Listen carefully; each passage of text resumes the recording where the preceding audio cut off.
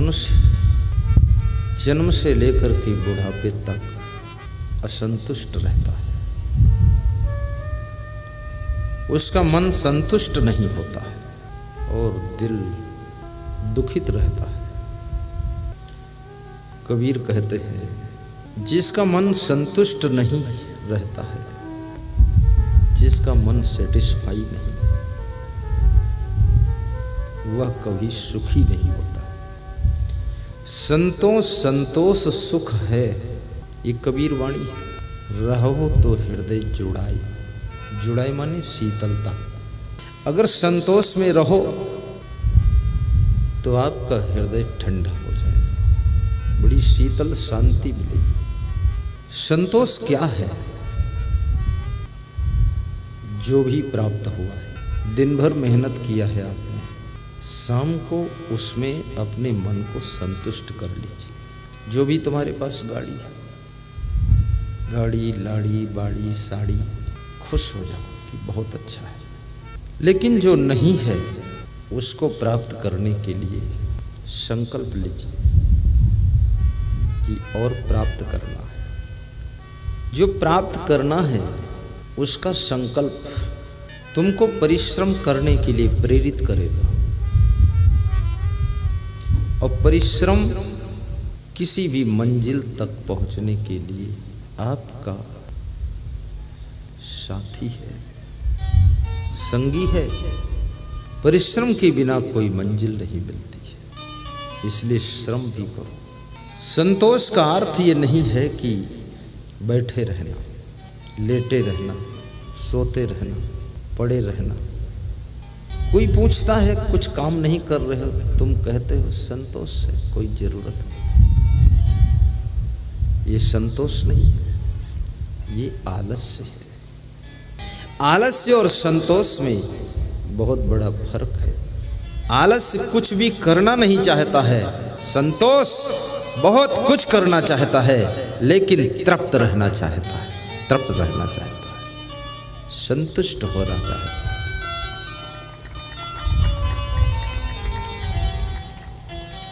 जो तुम्हें पत्नी मिली है उसमें संतुष्ट रहिए, दूसरे की पत्नी को देखकर मत ललचाइए, दूसरे के पति को देखकर मत ललचाइए। लालच केवल सामान का नहीं होता है, हर चीज में लालच आता है, खाने पीने की चीज में भी लालच आता है।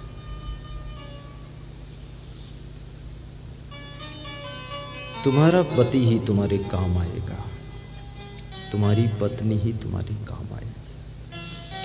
जो अपनी पत्नी के अतिरिक्त दूसरी स्त्री में आकर्षित होते हैं, ललचाते हैं, उनकी गृहस्थी डगमगाने लग जाती है, उनके घर में कले कलेश होने लग जाता है।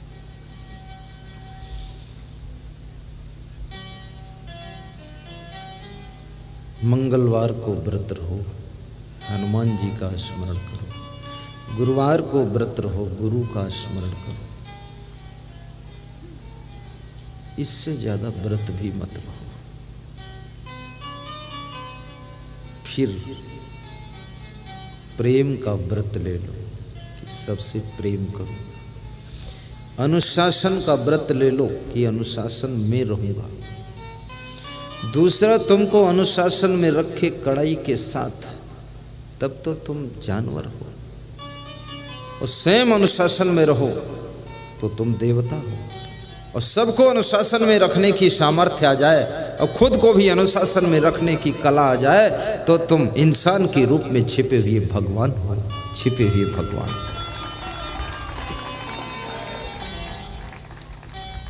दूसरों को भी अनुशासन में रखना सीखो, डिसिप्लिन, और स्वयं भी डिसिप्लिन रहो। अभी मैंने देखा कि कवित्री लेखिका श्रीमती विजयलक्ष्मी जी, श्रीमती है ना,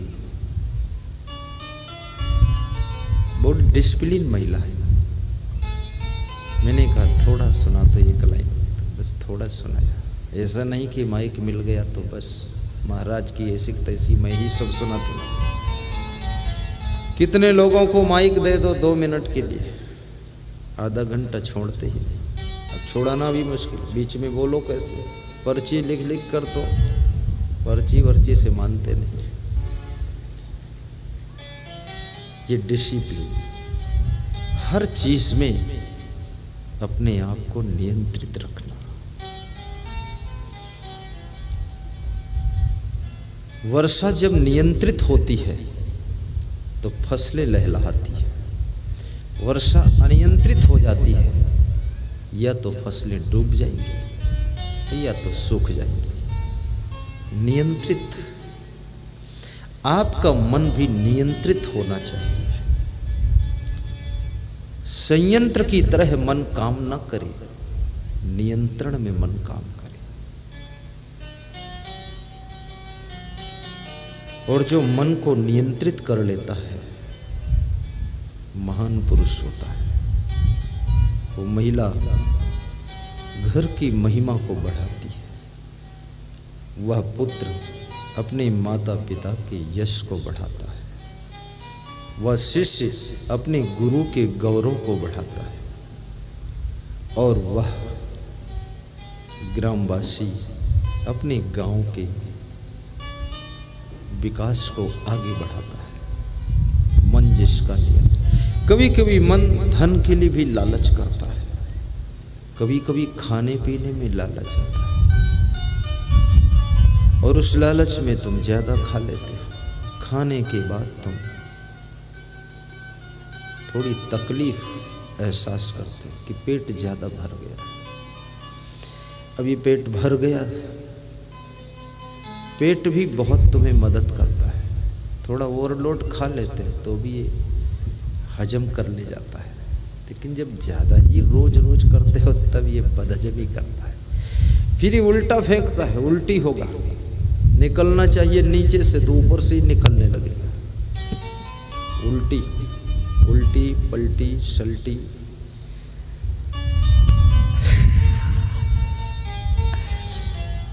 इसलिए ज्यादा भी मत खाना, प्रेम से खाया करो।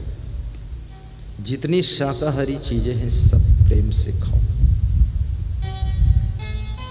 मांसाहारी तो बिल्कुल मत खाओ। मछली, मुर्गा, अंडा, भैंसा, गाय, सुअर, सांप, बिच्छू, बकरा, ये सब कभी मत खाना। इन प्राणियों को भी जीने दो, जियो और जीने दो, ये फार्मूला अपनाइए। बसो और बसने दो, रहो और रहने दो, सुनो और सुनने दो, खाओ और खाने दो, हंसो और हंसने दो, खुश रहो, खुश रहने दो, किसी को दुख मत दो। तुमको कोई दुख दे तो तुम दुखी मत हो, लेकिन तुम दूसरों को दुख मत दो। कोई दुखी करने की कोशिश करे आपके लिए तो भी दुखी मत हो, हंसते रहो, उसकी मूर्खता पर हंसो। पूछेगा कभी कभी बहुत खुश रहते हो, बोले मूर्खों की मूर्खता पर खुश रहता हूं। हा हा हो हा।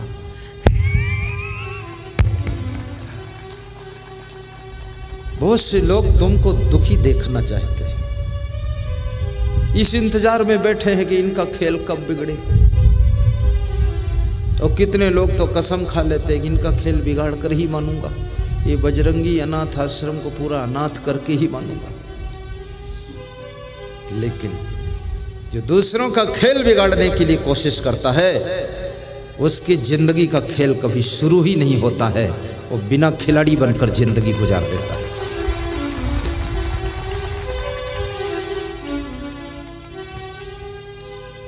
ईश्वर से एक साधु मुझे मिला तो बोला कि कुछ साधु ऐसे हैं जो इस इंतजार में हैं कि असंग साहेब का प्रभाव कैसे कम होगा, कब कम होगा, उनका इंतजार कर रहे हैं। हमने कहा ये मर जाएंगे तो भी कम नहीं होगा। क्यों नहीं कम होगा? किसी के सोचने से कम नहीं हो सकता है। जब तक आपके अंदर कमी नहीं आएगी तब तक ना तो आपका प्रभाव कम होगा, ना धन धान्य कम होगा, ना तो यश कम होगा। जब खुद में कमी आ जाती है तो तो सब कम होने लग जाता है। और खुद में कमी कहाँ से आती है? चरित्र जब गिरता है तब आदमी नीचे गिरता है, आचरण गिरता है तब आदमी नीचे गिरता है, और स्वभाव बिगड़ता है तब आदमी नीचे गिर जाता है। स्वभाव,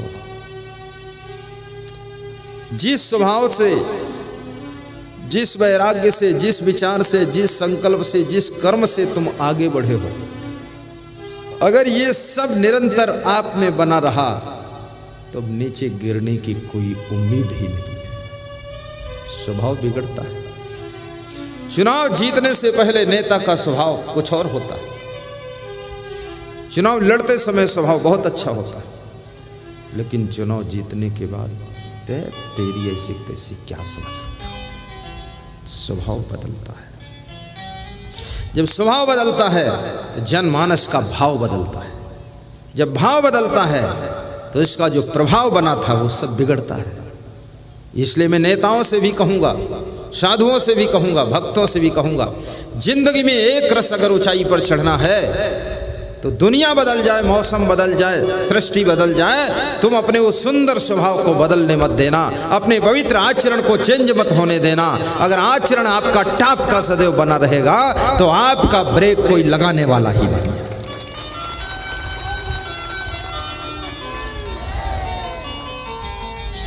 जोरदार ताली बजाए विजय लक्ष्मी। अगर लाओ बना के कविता ताजी ताजी देखता हूं, ठीक कल वो आएगी कि गायब हो जाएगी। रजनीश तो आएंगे ना? हाँ तुम आओ, छोड़ो बकवास, हम इतना आशीर्वाद देंगे फिर जीत जाओगे तुम। हम भी देंगे, साधु भी देंगे, इतने भगत बैठे ये भी सब देंगे, तो जीत तो हो नहीं होना। तुम कहीं जाओ ही मत, यहाँ आओ, आना ही है। ये तो दुनिया का झमेला चलता रहेगा। तो पहली बार मैं आपकी डिस्ट्रिक्ट में आया, पहली बार, लेकिन बहुत अच्छा लगा। सब कुछ अच्छा है। जहाँ मेरा निवास है, संतराम वैश्य का मकान, बहुत प्यारा निवास है। खड़े हो संतराम, संतराम के बेटे भी खड़े हो जाए। बेटे, बेटे कहाँ है? अरे जहाँ बाप रहता बेटा गायब रहता है। बैठो तो। बड़ी सेवा किया है उन्होंने, बहुत भाव से, पूरा ध्यान रखते हैं। जहाँ संतों का भोजन बन रहा है, उस घर मालिक को भी धन्यवाद देता हूँ। जिसका मकान है, जहाँ संत रहते, खड़ा हो जाए। है ये देखो, तुम्हारा वही है, इन्हीं का है, जहाँ संत लोग भोजन भंडारा बना। संतराम बाटड़ा। और सत्संग स्थल भी बहुत अच्छा है। स्टेडियम, जिन नेताओं ने, जिन पार्षदों ने, और जिन मिनिस्टरों ने, और जिन कार्यकर्ताओं ने इस स्टेडियम को बनाने में मदद किया है, व्यास गादी उनको आशीर्वाद दे रहे हैं। इतनी सुंदर जगह, बाउंड्री भी है, गेट भी है, सब कुछ अच्छा है। पार्षद आपने तो माला पहने रहो फिर। साई भाई, रजनीश पांडे होशियार आदमी, ये बहुत बड़ी देन है। अन्यथा सभी के खेतों में तो गेहूं की फसल लहला रही, कहाँ प्रवचन होता है। इतनी जगह कम से कम सुरक्षित है, बच्चों के खेलने के लिए, प्रोग्राम के लिए बहुत अच्छी जगह है। रात में खेल होता है। चलो दिन में सत्संग करेंगे, रात में खेलेंगे आकर। इसलिए याद दिलाया है, आइए यहाँ कबड्डी हो जाए। हम तुम्हारी टांग खींचे, तुम हमारा हाथ खींचो, काम हो गया। कल प्रवचन थोड़े होगा, टांग तोड़ के बैठो। मेरे से कुछ भी कहो, उसको मैं मजाक बना देता, हंसी आ जाए। साहिब बंदगी।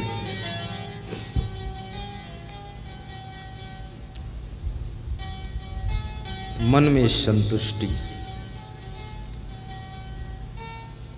आपका मन हमेशा संतुष्ट रहे, और संतुष्ट मन हमेशा खुश रहता है। खुश रहने के लिए, प्रसन्न रहने के लिए, आनंदित रहने के लिए, टेंशन मुक्त रहने के लिए, तनाव से छुटकारा पाने के लिए, चिंता की चिता से पार होने के लिए आपको समझा बुझा करके अपने मन को संतुष्ट रखना चाहिए, तो कोई चिंता नहीं रह जाएगी, सब ठीक है, आनंद में। मैं शुरू में सत्संग करने जाता था तो भक्तों की बैलगाड़ी पर बैठता था और उसी में सो जाता था बैलगाड़ी में। अब इस गाड़ी में बैठता हूँ, इसमें भी सो जाता हूँ। गाड़ी में कोई काम भी नहीं, सो जाओ, एक्सीडेंट हो जाए तो मर जाओ, बात खत्म। एक्सीडेंट होना होगा, हो जाएगा, जागोगे तो भी हो जाएगा, उससे कोई सोने जागने से रिश्ता थोड़े, डरना क्या है। मरना तो एक दिन है ही, मृतलोक है, अमर तो कोई है नहीं। और जय मरने से जग डरे मेरे मन आनंद, कब मरी हूँ कब पाई हूँ पूर्ण परमानंद, पूर्ण परमानंद। मृत्यु शरीर की होती है, आत्मा की मृत्यु होती है। आत्मा तो अजर अमर अविनाशी है, शरीर नाशवान। और शरीर जिस दिन से जन्म लेता है उसी दिन से मरना शुरू करता है। ये तुम समझ नहीं पाते, ये खेल उसी दिन से शुरू होता है।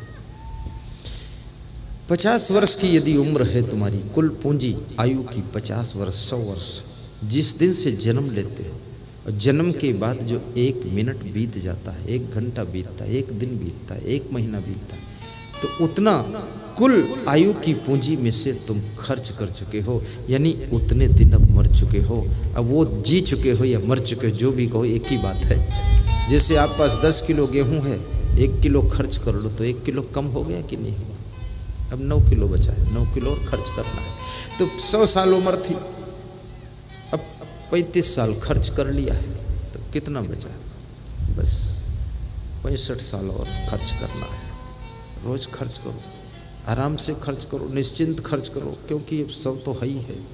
अब इसको तुम अच्छी तरह खर्च करो, और ऐसे ढंग से खर्च करो इस उम्र को, ऐसे ढंग से जियो जिंदगी कि बार बार, 1000 बार मनुष्य का शरीर फिर से प्राप्त हो। ऐसी जिंदगी जियो। घाटे का सौदा मत करो कि कम से कम मनुष्य शरीर 100 साल के लिए मिला है, तो 100 साल में इतनी कमाई तो कर लेना चाहिए कि पुनः मनुष्य का शरीर प्राप्त हो। कहीं ऐसा ना हो, कहीं ऐसा धोखा ना हो जाए, घाटा ना हो जाए कि मनुष्य शरीर 100 साल जीने के बाद भी जब मृत्यु हुई उसके बाद कुत्ता बनकर पैदा हुई, पोछ हिलाते घूम रहे गाँव गाँव में, डंडा खाते, मैं प्या मार दिया कोई, अरे मत मारो मत मारो, चिल्लाते घूम रहे, कुत्ता होगा। क्यों ऐसी गलत जिंदगी जिया जो कुत्ते का शरीर मिला है? आपको तो शरीर मनुष्य का सुंदर से। राजस्थान की एक माता जी है सुनीता देवी मीणा, तो कह रही थी कि बस यही जिंदगी जीना है, इसके बाद मरूंगी लड़का बनूंगी, अब लड़की बनना ही नहीं। हमने कहा लड़की में क्या प्रॉब्लम? अरे लड़की में बहुत झंझट है, लड़का बनूंगी तो आपके साथ संत बन जाऊंगी, आपके ऊपर चंवर डुलाऊंगी, ये पति वती का सब लफड़ा फालतू खत्म हो जाए। अब बोले तुम लड़की को रखते नहीं हो, स्त्रियों को रखते नहीं हो, तुम्हारा नियम ये है। मैं माता बहन को नहीं रखता हूं साथ में, क्योंकि उससे क्या होता है, लोग लांछन लगा देते हैं, लोग कहने लग जाते हैं अरे असंग साहब के साथ में भी तो लेडीज रहती है, उनका भी चरित्र सही नहीं है, तो अपन जब दारू पीना नहीं तो दारू की बोतल क्यों लेकर चले? रखना ही नहीं, सब झंझट खत्म ना रहे, बांस ना बजे बांसुरी, निंदा बुराई का अवसर ही मत दो दुष्टों को।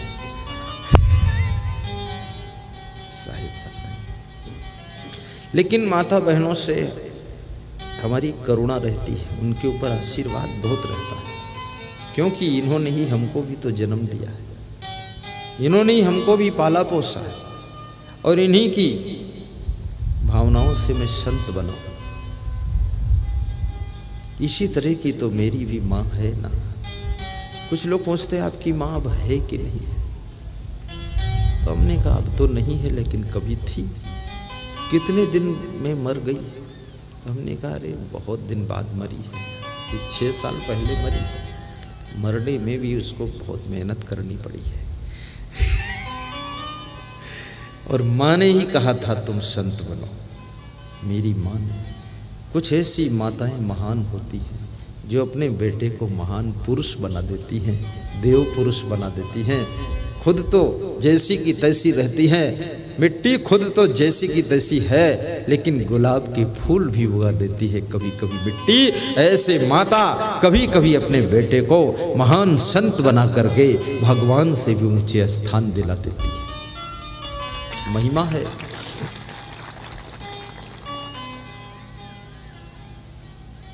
साधु संत तो संतुष्टि, लेकिन संतुष्टि का अर्थ ये नहीं है कि कबाड़ी बने रहो। संतुष्टि का अर्थ ये नहीं कुछ खाओ ही मत। संतुष्टि का ये अर्थ नहीं कि व्यवस्था बिगाड़ के रखो।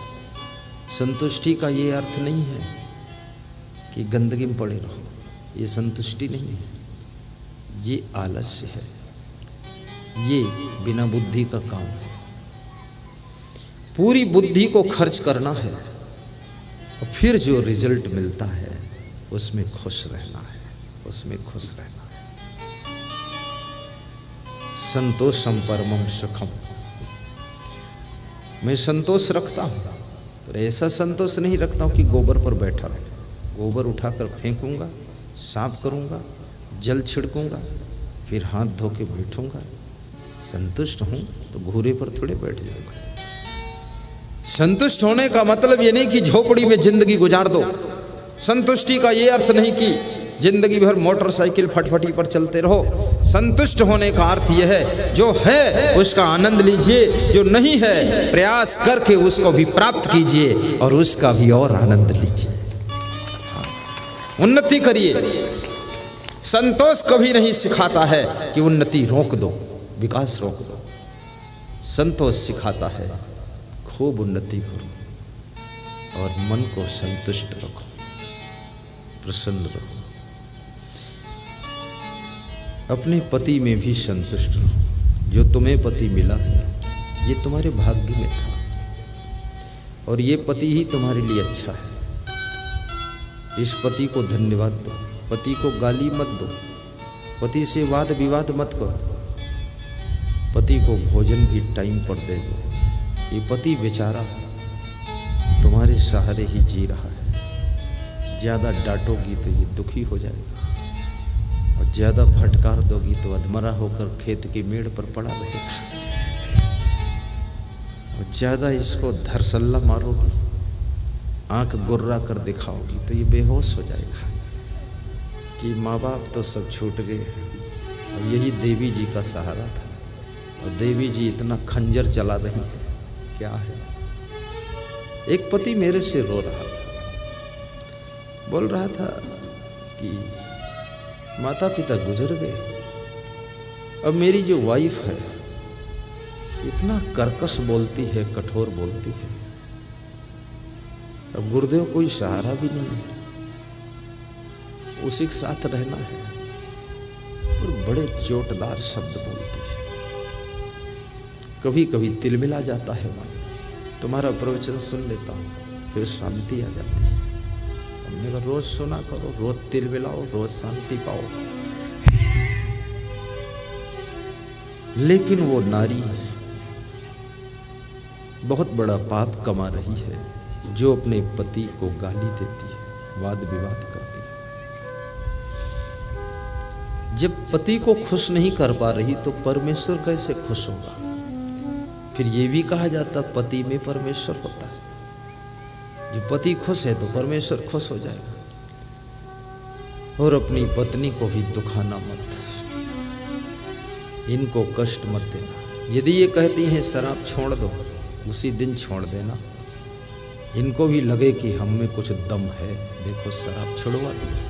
फिर आपकी वाइफ मायके में चर्चा करेगी, मेरा पति पूरा मेरे कंट्रोल में है, एक ही दिन मैंने कहा शराब छोड़ दो, उसी दिन छोड़ दिया, इतना मेरा आज्ञाकारी शिष्य है वो। छोड़ना तो है ही, आखिर गुरु जी के पास छोड़ोगे, उसी के साथ छोड़ दो, उसका सम्मान भी हो जाए। तुम्हारी वाइफ कहती तंबाकू छोड़ दो, तुरंत मुंह से निकाल के बोलो कहाँ डाल दूँ, तेरे मुंह में डालो कि उधर फेंक दो। पान खाना छोड़ो, ये सब क्या कचड़ा पचड़ा खाते। बीड़ी सिगरेट पीना भी छोड़ो, आलस्य करना भी छोड़ो, क्योंकि आलसी पति से पत्नी बहुत दुखी होती है। जब देखो तब लेटा हुआ है,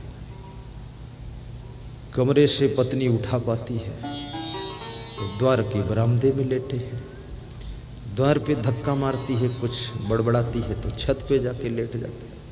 इतना आलसी पति, भगवान बचाए ऐसे पति से। ऐसा पति मरने के बाद पति नहीं बनेगा, मनुष्य नहीं बनेगा, वो भैंस का पड़वा बनकर पैदा होगा।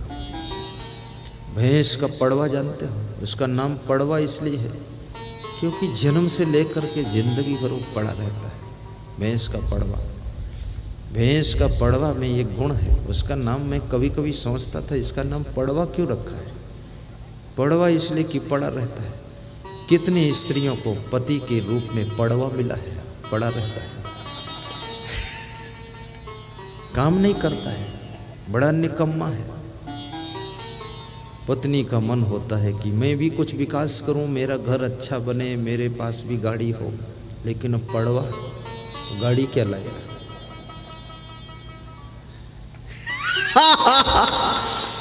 अभी जितने यहाँ पति बैठे ये तो पड़वापना छोड़ देंगे, कल से घोड़ा हो जाएंगे, दौड़ लगाएंगे।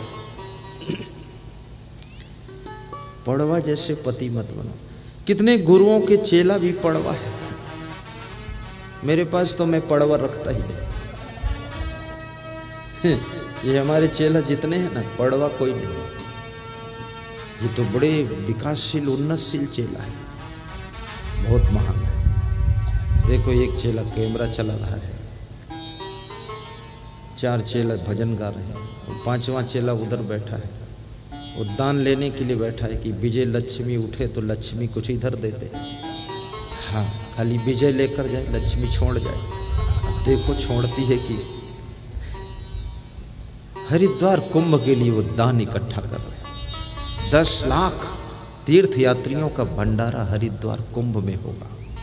आज के कैंप में 6 लाख यात्री विश्राम करेंगे 18 दिनों में, उसके लिए दान वो ले रहे महाराज जी। देख लो उनको, मुड़ के देखो ना, तुम देखते नहीं, तुम जहाँ देना होता उधर कहाँ देखते हो, जहाँ मिलने वाला होता उधर ही देखते हो।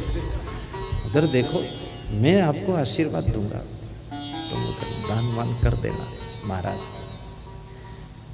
एक चेला है, ये कौन बाजा बजा रहे हैं, कैसियो है, बेंजो नहीं, कीबोर्ड बजा रहे हैं। 2 महीने से बजा रहे हैं, आज हम बाजे का नाम समझ पाए कीबोर्ड। मैं सोचता था कि बेंजो है, पता नहीं बेंजो कैसा होता है। उधर एक चेला बैठा है, वो भी इसी आशा में कि महिलाएं इधर दान देते।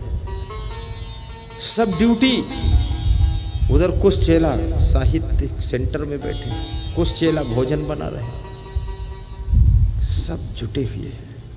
पड़वा एक भी नहीं रखता।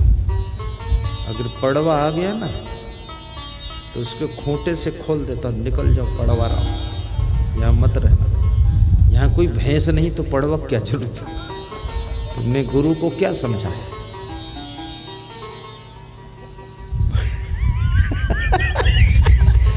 चेला खुश बहुत, उसके ऊपर लगा 2 कैमरा जरा, वो जो हंस रहा है। हाँ लगा, इसके दांत इस तरह के सुंदर दांत देखो। हाँ लगा लगा। ये वास्तव में धन्य है। कितने लोग बेटे की शादी करके बहू लाते हैं, बहू का नाम लाड़ी, लाए थे लाड़ी, और जब ससुराल में पहुंची तो भी लाड़ी। 6 महीने बाद वो लाड़ी से बन गई पाड़ी, पड़ी रहती है, काम नहीं करती, इतना फैशन करती है। नाखून में रंग, होंठ में रंग, गाल में रंग, बाल में रंग, खोपड़ी में रंग, माथे में रंग, रंग में रंग, पूरा रंगा रंग, घर में दंगा दंग।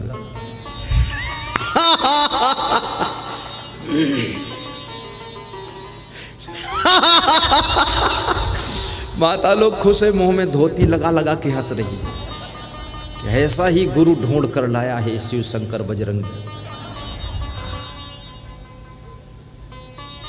12 लोग गए थे छत्तीसगढ़ मुझे लेने के लिए, 12 लोग। मैं वहां इनको मिला। बजरंगी का कुछ गुण इनमें भी है। खूब मिले, प्रेम से मिले, हम भी हंसे, ये भी हंसे, और दोनों हंसे तो दोनों फंसे। फिर तो यहाँ आए हैं हम, प्रेम में फंस गए इनके। लेकिन जिस दिन ये विदा हुए, जैसे बंदर कूद के चला जाता है, कूद के चले आए, फिर राम राम नहीं किया, मिले ही नहीं, बस निकल लो, अब तो काम हो गया, गुरु प्रेम में फंस गए, चलो अपना, खुद ही आएंगे ये। और वास्तव में सिंगरौली में मुझे 10 वर्ष पहले आना चाहिए था। ये हिरवाह में 10 वर्ष पहले, बहुत लेट आया हूँ, और लेट का दंड मुझे चाहिए। वो ये चाहिए कि अगले साल जल्दी आ जाऊं, यही दंड है।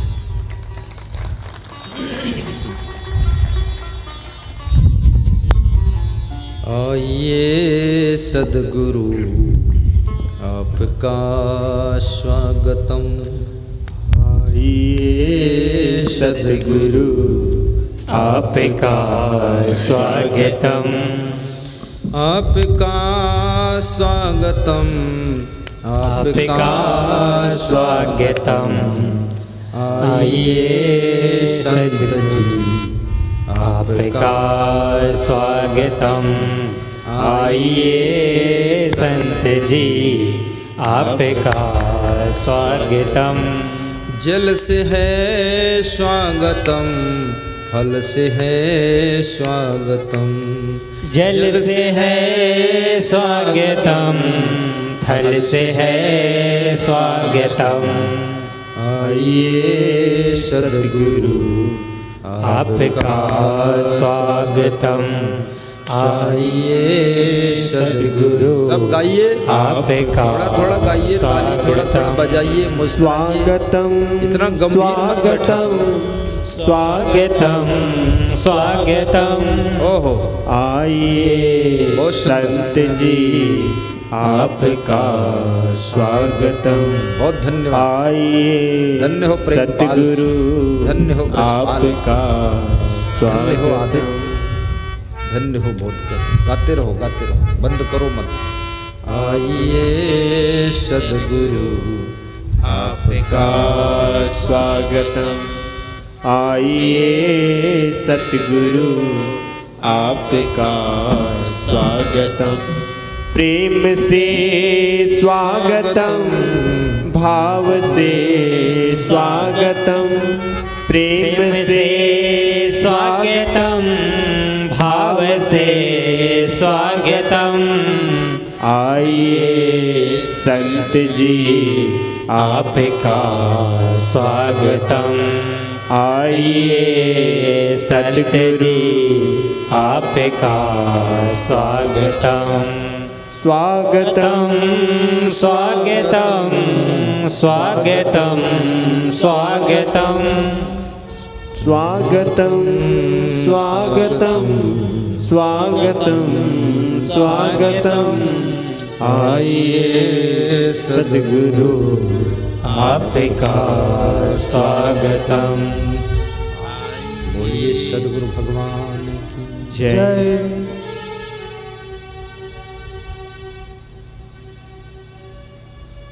संतोषामृत तृप्ता नाम, तत्सुखम शांत चेतसाम, नच तद्धन लुब्धा नाम, इतश्च एतश्च धावता। यदृच्छालाभ संतुष्टो, द्वंद्वातीतो विमत्सरः, क्षमा सिद्धाव सिद्धोपि च कृत्वापि न निबद्धते। शांतुल्यम तपोनास्ति न संतोषात् परम सुखम। गौर करना, चाणक्य से किसी भक्त ने पूछा है सुख कहाँ है? चाणक्य कहते हैं जहां संतोष है वहां सुख है, जहां संतुष्टि नहीं है, लालच है, वहीं दुख है। संतोष रूपी अमृत सौभाग्यशाली आत्मा को ही प्राप्त होता है। अपने आप को संतुष्ट करने की कला सीखो। अपने घर में भी असंतुष्ट मत रहा करो। जैसा परिवार मिला है फर्स्ट ग्रेड सेकंड ग्रेड का, उस परिवार के साथ सेटिस्फाई होना सीखो। जैसा पुत्र मिला है उसको संभाल कर रखना सीखो। पुत्र और पिता के संबंध बिगड़ने न पाए, पति पत्नी के रिश्ते टूटने न पाए, भाई भाई का प्रेम घटने न पाए, देवरानी जेठानी का स्नेह बराबर बना रहे, सासू बहू में प्रेम और सेवा की गंगा बहती रहे, पड़ोसी से भी मधुर संबंध बने रहे। क्योंकि संबंध और रिश्ते एक बार टूटने के बाद बड़ी मुश्किल से जुड़ते हैं, और जुड़ते हैं तो उसमें गांठ पड़ जाती है। रहीमन धागा प्रेम का मत तोड़ो चटकाए, टूटे से फिर न जुड़े, जुड़े गांठ पड़ जाए। 2.5 अक्षर प्रेम का पढ़े सो पंडित हो। जिसको प्रेम की परिभाषा मालूम है वो पंडित है। कबीर साहब कहते हैं जो ज्ञान की चर्चा करता है वो पंडित नहीं है, पंडित वह है जो प्रेम करता है और प्रेम को निभाता है, और प्रेम से रहता है, प्रेम से सोता है, प्रेम से जागता है, प्रेम से काम करता है, और प्रेम से कपड़े पहनता, प्रेम से स्नान करता, प्रेम से भोजन खाता है, प्रेम से पानी पीता है, प्रेम से बोलता है, वो पंडित कहलाता है, वो पंडित कहलाता है। अभी मैंने देखा वो कैमरा चला रहे एक सज्जन, बड़े प्रेम से कैमरा चला रहे, खड़े होते बहुत ज्यादा। मैं इनको देखकर बड़ा प्रभावित हुआ। चलाते चलाते थक गए हैं, थोड़ा बैठ गए। जब मैं हंसता हूँ तो हंस देते हैं, जब मैं गंभीर होता हूँ तो वो दुखी हो जाते हैं, गुरु जी को क्या हो गया है। लेकिन बहुत महान व्यक्ति है। प्रेम से अपना काम करना, प्रेम से भोजन बनाओ, प्रेम से घास छीलो, प्रेम से खेती बाड़ी करो, प्रेम से दुकान चलाओ, प्रेम से राजनीति करो, प्रेम से कविता रचो, प्रेम से कविता सुनाओ, प्रेम से झाड़ू लगाओ। प्रेम में कितनी शक्ति होती है उसको पहचानो। जो जो कार्य तुम प्रेम से करते हो उस कार्य को करते करते तुम कभी नहीं थकते हो, और जो कार्य तुम गुस्सा में करते हो, द्वेष में करते हो, उस कार्य को करते करते तुम बहुत थक जाते हो, बड़ा भार हो जाता है। प्रेम तुम्हारे अंदर है तो 12 बजे रात को भी तुम भोजन बना लोगे। प्रेम की कमी है तो 12 बजे दिन में भी भोजन बनाने में तुमको बड़ा भार लगेगा। पति से इतना प्रेम करो कि पति के किसी भी कार्य को करने में तुमको देर नहीं लगनी चाहिए, टाइम पर हो जाए। अपनी वाइफ से इतना प्रेम रखो कि वाइफ कभी मायके जाना चाहे गाड़ी में बिठाकर छोड़ आए। जब उसका फोन आए कि गाड़ी लेकर आओ मैं आना चाहती हूँ, तो उसको बता दो, अरे 2-4 दिन और रह लो, बार बार मौका कहाँ मिलता है।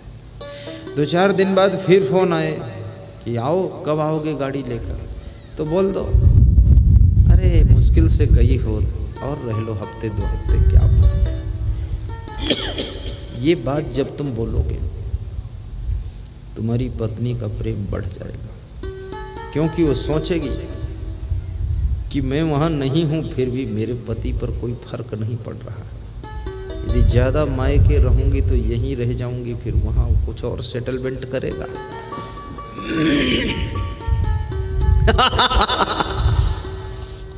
ज़्यादा बुद्धिमान औरतें मायके में बहुत कम रहती, क्योंकि पति पर कोई और कब्जा कर ले तो क्या होगा। पति को भी बचाना पड़ता है, क्योंकि आपके पति को छीनने वाली भी महिलाएं पास पड़ोस में रहती हैं, सब आकर्षित करती रहती है, खीसे काटती रहती, हंसती रहती, आंख लड़ाती रहती। और कहीं लड़ गई आंख तुम तो बर्बाद हो गई। इसलिए उसको बचाओ, साथ में रहो। राष्ट्रपति की पत्नी राष्ट्रपति के साथ में बड़े बड़े कार्यक्रम में जाती है, तो मैंने पूछा कि ये पत्नी आपकी क्यों साथ में रहती है। राष्ट्रपति अमेरिका का ट्रम्प आया था इंडिया, उसकी पत्नी साथ में आई थी, क्योंकि पता नहीं ये ट्रम्प है, कहीं वहीं जंप ले लिया तो क्या होगा, घर में तो भूकंप आ जाएगा। उसको बचाने के लिए आना पड़ा। बचाइए, पति की रक्षा करो, पति को बचाया करो, और अपनी पत्नी को भी ज्यादा दिन मायके में मत छोड़ो, क्योंकि ये सोना चांदी जो धन है, रुपयों की गड्डियों का धन है, इससे भी कीमती धन तुम्हारी स्त्री है। उसके बिना घर चाहे सोने का बना हो, लेकिन वो सूना है। अगर तुम्हारी पत्नी साथ में रहती तो गृहस्थ आश्रम का घर सुशोभित हो जाता है। इसलिए उसको भी संभाल के रखो, अपने गुरु को भी संभाल के रखो, शिष्यों को भी संभाल कर रखो। ये संभालने वालों के लिए संसार स्वर्ग है, जो संभाल नहीं पाते, संभल नहीं पाते, उनके लिए नरक हो जाता है। खुद को भी संभालो।